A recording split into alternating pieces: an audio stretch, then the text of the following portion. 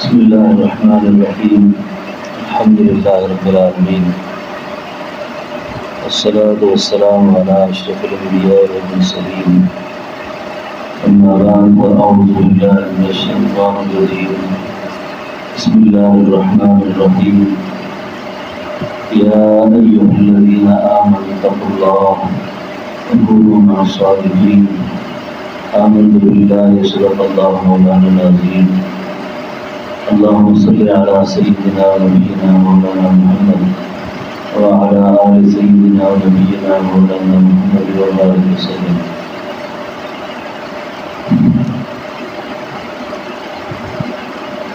بہت سے لوگ ایسے ہیں جن کو باوجود اس کے کہ وہ صاحب علم ہوتے ہیں، لیکن تصوف کا مسئلہ ان کو سمجھ نہیں آتا. یا تو وہ پیری مریدی کو ٹھگی سمجھتے ہیں، مذاق سمجھتے ہیں، یا وہ اس لائن کو یا اس شعبے کو اس میں اس قدر غلو اختیار کرتے ہیں، اس قدر غلو اختیار کرتے ہیں کہ وہ ایک سمجھدار آدمی کے لیے اس شعبے میں آنے میں رکاوٹ بن جاتے ہیں، کیونکہ علم کی وسعت کا زمانہ ہے، یہ علم کی فراوانی ہے. وہ چیزیں جو کسی وقت بڑی دقت سے اور بڑی مشکل سے حاصل ہوتی تھیں، وہ اب آسانی سے دستیاب ہونے لگی ہیں. اس لیے سلوک میں چلنے والا آدمی کوئی بھی کسی کے لیے اس راستے کو مشکل نہ کرے، کبھی بھی پیری مریدی کو مشکل نہ بنائے. اور جب اس کو مشکل کر دیتے ہیں تو پھر آپ کو اس سوال کا جواب پتہ نہیں ہوتا کہ میں اب اس کو مطمئن کیسے کروں اس آدمی کو.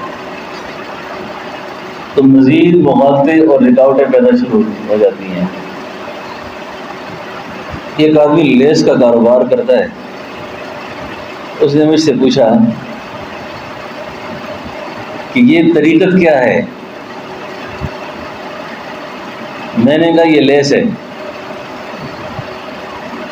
یہ کیا ہے؟ تو یہ لیس عورتوں کے کپڑوں میں کیوں لگاتے ہو؟ اس لیے لگاتے ہیں کہ اس گوٹے سے یہ اور چمک جاتے ہیں.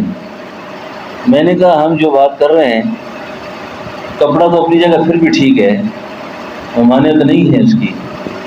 جب لیس لگائیں گے تو اور چمک جائے گا. بس اتنی سی بات ہے ساری. اتنا سا سبق ہے یہ. کوئی طریقت کیا ہے، تصوف کیا ہے؟ کہ شریعت پہ استقامت پیدا ہو جائے، شریعت پہ استقامت پیدا ہو جائے، مزاج سے گرانی ختم ہو جائے، شریعت طبیعت کا حصہ بن جائے. تو یہ آسان سی بات ہے. اگر آپ کو نصیب ہے تو آپ بیعت نہ کریں. بیعت فی نفسی مقصود نہیں ہے. اگر یہ دولت آپ کو نصیب ہے تو اللہ کا شکر ادا کریں. پھر ایک طبقہ یہ کہتا ہے کہ یہ ذکر اور اشعار جو ہیں یہ کہاں سے ہیں؟ آپ جس طریقے سے ذکر آپ کو اچھا لگتا ہے اس طرح کر لیں، بات ختم. کیونکہ معترض آدمی نے اس راہ سے کچھ پایا نہیں ہے، اس لیے میں یہ بات عرض کرتا ہوں. اشکالات سے اس راستے سے پا نہیں سکتا کچھ آدمی. یہاں جب تک اشکالات سے، اعتراضات سے دستبرداری اختیار نہ کرے، بلکہ میں اگر یوں کہوں کہ حضرت نے ایک بڑے ذہین عالم سے فرمایا تھا کہ جب تک بندہ اس راستے میں چلنے والا اپنے سچ کو جھوٹ نہ کہے، اپنے سچ کو جھوٹ نہ کہے اور مربی کے جھوٹ کو سچ نہ کہے، وہ کچھ لے نہیں سکتا، کچھ حاصل نہیں کر سکتا. وہ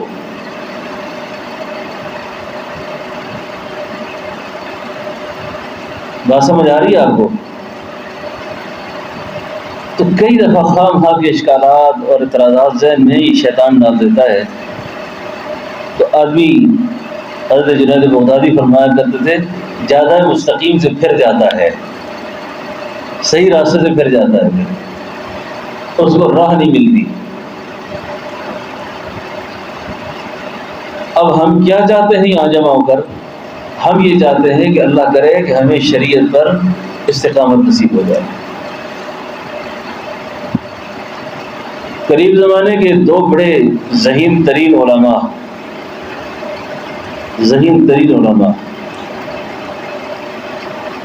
ایک تھے مفکر اسلام حضرت مولانا ابو الحسن علی ندوی، اور ایک تھے مولانا منظور احمد صاحب رحمانی رحمہ اللہ۔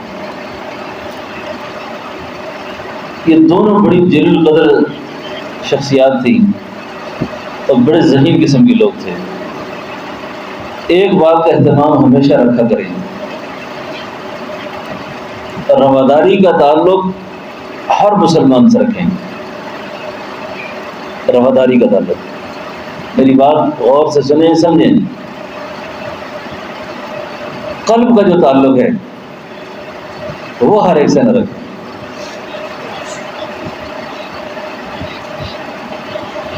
قلبی تعلق رکھنا اور چیز ہے، رواداری رکھنا۔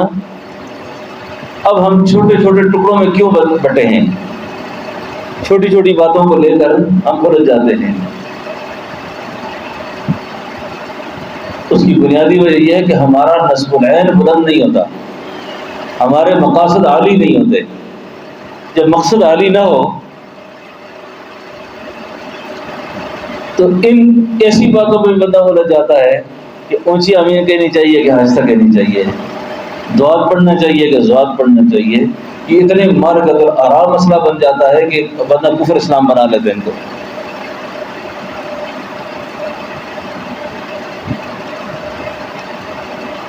تو رواداری کا تعلق اور قلب کا تعلق، رواداری میں آپ نے کسی کو بھی، ایک شخص اگر کہتے ہیں میں مسلمان ہوں، کلمہ گو ہوں، آپ کے پاس کوئی اتھارٹی نہیں ہے کہ آپ اس کو کافر کر دیں۔ یہی مسئلہ ہے نا۔ امت کو توڑ پیدا نہیں کرنا چاہیے، امت میں آخری حد تک جوڑ میں جائے آدمی، جوڑ میں جائے۔ اب جو قلب کا تعلق ہے نا، اگر قلبی تعلق پیدا ہو جاتا ہے تو اس کے زہریلے اثرات جو ہوتے ہیں وہ مرتے مرتے بھی نہیں نکلتے۔ اس لیے فرمایا کسی اللہ والے نے کہ کافر کی صحبت میں اتنا نقصان نہیں ہوتا بندے کو جتنا بددین کی صحبت میں ہوتا ہے، جتنا منکر تصوف کی صحبت میں ہوتا ہے۔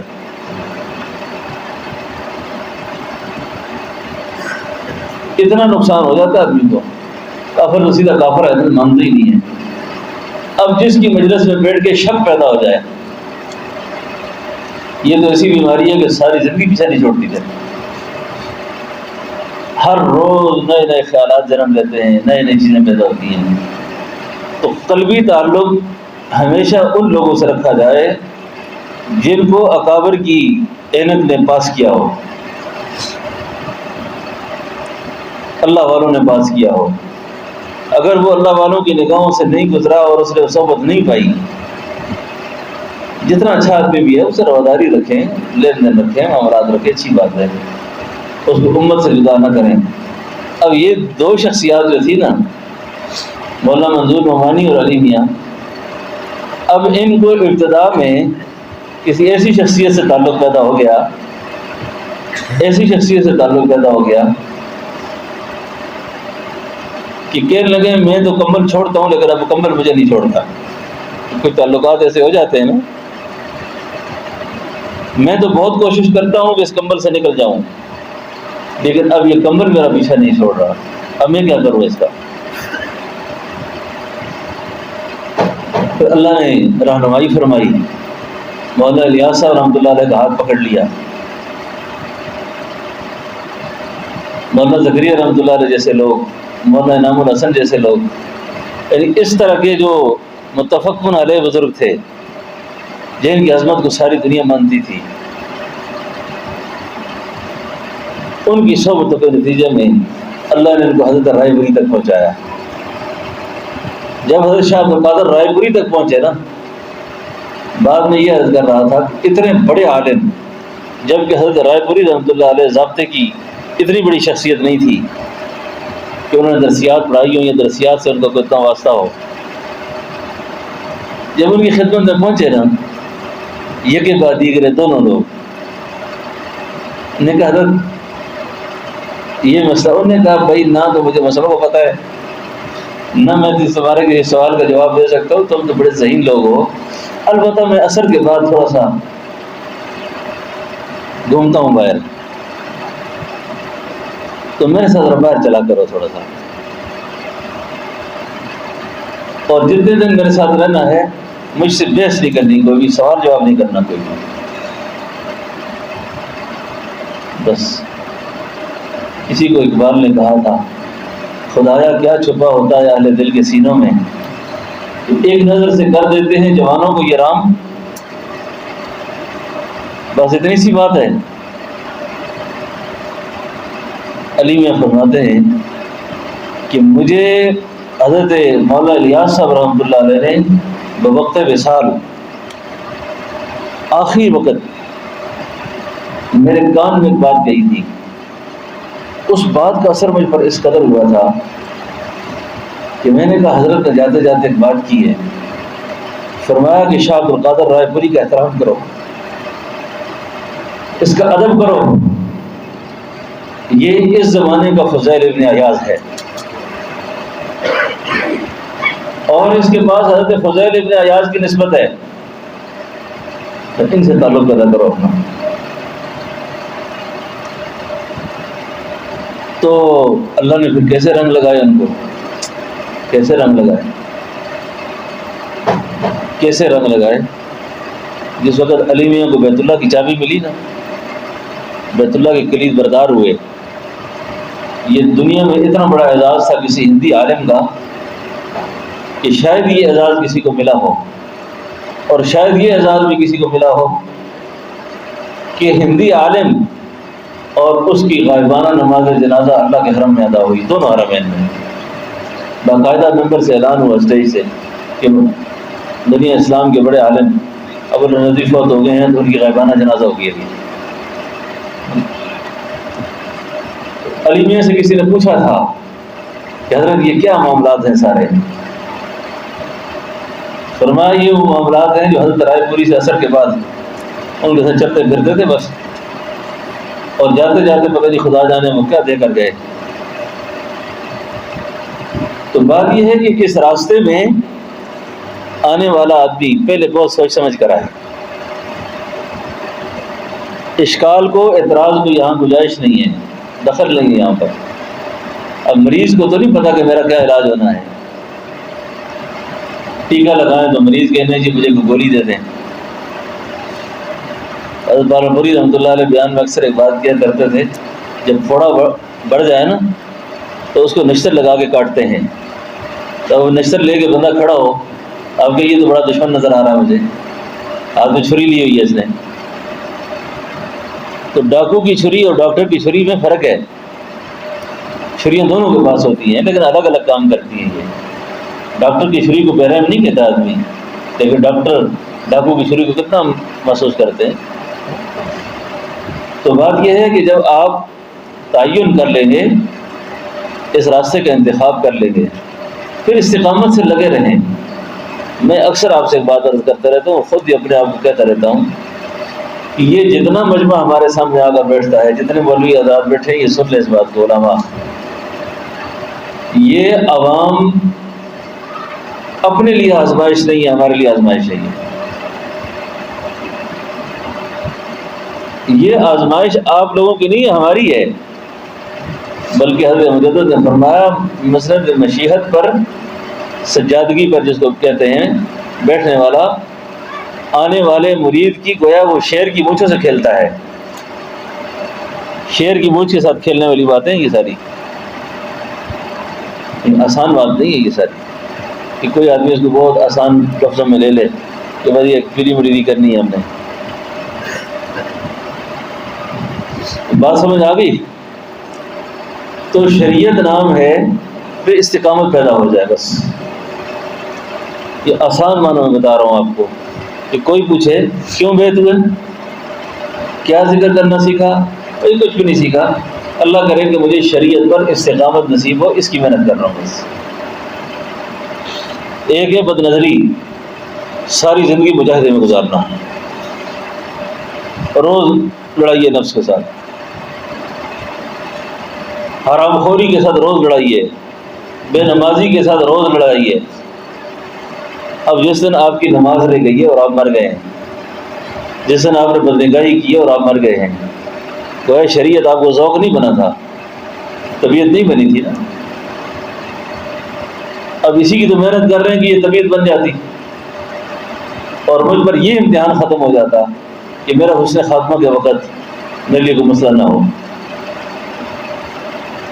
یعنی میری باطنی طہارت، قلبی طہارت میری بالکل ٹھیک ہو۔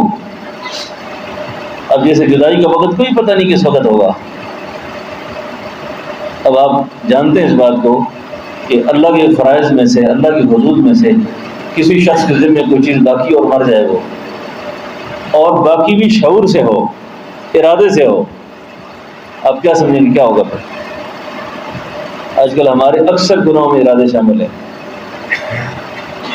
یہ جتنا نیک سے نیک آدمی بھی ہے، رات کو یہ موبائل میں گن دیکھتا ہے، یہ غیر ارادی طور پہ دیکھتا ہے، یہ تو ارادے سے دیکھتا ہے۔ اور ارادے سے دیکھنے والا آدمی، ارادے سے دیکھنے والا، یہ تو اللہ کی حرمت کو پامال کر رہا ہے۔ اور جو شخص اللہ کی حرمت کے پامال کرنے کا عادی ہو جائے، ایک دفعہ کرے گا، دو دفعہ کرے گا، تین دفعہ، قرآن کہتا ہے کلا بل ران علی قلوبہم ما کانوا یکسبون، پھر ایک وقت ایسا آتا ہے کہ اس کا دل زنگآلود ہو جاتا ہے، پھر اس میں قبولیت حق کی استعداد ختم ہو جاتی ہے۔ صم بکم عمی فہم لا یرجعون، وہ کیا چیز ہے یہ منافقین کی بیماری ہے نا ساری، اندھا بھی ہو جاتا ہے، وہ بہرا بھی ہو جاتا ہے، کانا بھی ہو جاتا ہے، نظر ہی کچھ نہیں آتا۔ اس لیے ایک تو یہ جو مذاکرہ ہے، یہ جو مجلسیں ہیں، یہ کب تک ہیں؟ یہ موت تک ہیں۔ اور حضرت فرمایا کرتے تھے کہ قرآن کریم کی اس آیت کو سمجھو، فمن زحزح عن النار وادخل الجنة فقد فاز، جو جہنم کی آگ سے بچا دیا گیا اور جنت میں داخل کر دیا گیا، فقد فاز، بس وہ کامیاب ہے۔ اس سے پہلے کسی شخص کے پاس کوئی گارنٹی نہیں ہے، نہ پیر کے پاس ہے نہ مرید کے پاس ہے۔ حسن ظن ہے ہمیں اپنی نیتوں پر، اچھا گمان ہے کہ اللہ کا شکر ہے کہ ہم نے اچھے لوگوں کے ہاتھ پکڑے ہوئے ہیں، اچھا گمان رکھنا چاہیے اللہ سے۔ باقی ڈر ہمیشہ غالب رہے، اس اشنائی کا کوئی بھروسہ نہیں، خدا نخواستہ کوئی تکبر، کوئی بڑھائی، کوئی عجب کی بات، کوئی انانیت کی بات ایسی زبان سے نکلی کہ بندہ ہمیشہ کے لیے اللہ سے دور ہو گیا، ہمیشہ کے لیے اللہ سے کس سے دور ہو گیا۔ اس لیے تصوف کیا ہے؟ تصوف نام ہے وہ حضرت امیر شریعت سید عطا اللہ شاہ جی بخاری جو تھے نا، یہ 3-4 بزرگوں سے بیعت کی لی گئے نا، اور مختلف بزرگوں سے بیعت ہوئی ان کی جو آخری بیعت تھی وہ حضرت رائے پوری سے تھی، شاہ عبد القادر صاحب رائے پوری۔ تو جب ان کو حضرت امیر شریعت حضرت رائے پوری کی خدمت میں گئے نا کہ حضرت مجھے بیعت کر لیں، اس شخص کو خدا نے کوئی ایسی چیز دے رکھی تھی کہ گویا ان کا وجود جو تھا نا نوری وجود تھا، اور ان کے دل و دماغ میں قرآن رچا ہوا تھا۔ تو حضرت رائے پوری نے فرمایا کہ شاہ جی آپ کا برتن بہت بڑا ہے، میرے اندر اتنی ہمت نہیں آپ کو سنبھال سکوں، کہیں اور چلے جائیں آپ۔ فرمایا مناسبت جو آپ سے ہے، محبت آپ سے ہے، کہاں جاؤں؟ بہت اصرار کیا کہ بیعت کر لیں۔ جب حضرت نے مسلسل انکار کیا نا تو فرمایا پھر ایسا کریں مجھے خلافت دے دیں، اپنی نسبت دے دیں۔ اور پتہ کیسے نسبت مانگی؟ فرمایا حضرت ایسا کریں، سرائکی میں ان سے کہا میری گھگری نال گھنگرو لاؤ، گھگری قمیض ہو کہتے ہیں نا، میری قمیض کے ساتھ لیس لگا دو، بات یہ کر رہا تھا، میری قمیض کے ساتھ گوٹا لگاؤ، لیس لگا دو، میری گھگری نال گھنگرو لا دو، تب پھر میری ٹور رکھو۔ آپ اپنی نسبت دیکھ کر پھر میرا بیان سنیں، پھر میری چال دیکھیں کہ میں کیا کرتا ہوں۔ سبحان اللہ۔ حضرت رائے پوری نے اپنی نسبت دی ان کو، پھر اپنی نسبت دی تو حضرت رائے پوری کا بہت احترام کرتے تھے، بہت احترام کرتے تھے، بہت احترام کرتے تھے۔ بہرحال تو تصوف نام ہے، طریقت نام ہے کہ بھئی ہم اپنے اعمال کو مزین کر رہے ہیں، بس شریعت پر استقامت پیدا کرنے کو تصوف کہتے ہیں۔ بس آپ کو نصیب ہے تو آپ نہ کریں، آپ کو نصیب ہے تو آپ نہ کریں، جھگڑا تو ہی نہیں کسی بات میں۔ میں ایسا ذکر نہیں کرتا جیسے آپ کو اچھا لگتا ہے ویسے کہ اللہ کو یاد ہی کرنا ہے، آپ یاد کر لیں، ٹھیک ہے۔ تو یہ بہت آسان باتیں ہیں، ان کو اشکالات کو دماغ میں جگہ نہ دیا کریں، اس سے پھر نقصان ہو جاتا ہے۔ اور اس راہ میں چلنے والے کے لیے جو مسلم اصول ہے نا، کتنا اچھا خطیب کیوں نہ ہو، کوئی کتنا اچھا واعظ کیوں نہ ہو، یہاں تک بزرگوں نے منع فرمایا کہ ایک ڈاکٹر پر کئی مریض لگ جائیں نا، ایک مریض پر کئی ڈاکٹر لگ جائیں تو اس کا بیڑا ہی غرق کر کے چھوڑیں گے، بیڑا غرق کر دیں گے اس کا۔ تو اس بات کا بھی بہت زیادہ دھیان رکھا کریں کہ اصلاح کے لیے ہر کتاب میں جو ہر شیخ نے مشورہ کسی کے لیے لکھا ہے وہ آپ کے لیے نہیں لکھا، ہر آدمی کے حالات الگ الگ ہوتے ہیں۔ اور خود رسول اللہ صلی اللہ علیہ وسلم کی حیات طیبہ میں آپ سے بے شمار صحابہ نے سوالات کیے، آپ نے ہر آدمی کو اس کے حسب احوال رہنمائی فرمائی۔ اب ایک آدمی آتا ہے، جیسے میں ابھی ذکر کرنے لگا تھا، ایک آدمی آتا ہے وہ کہتا ہے کہ حضور میں پہلے آتا تو پوچھتا ہے آپ میں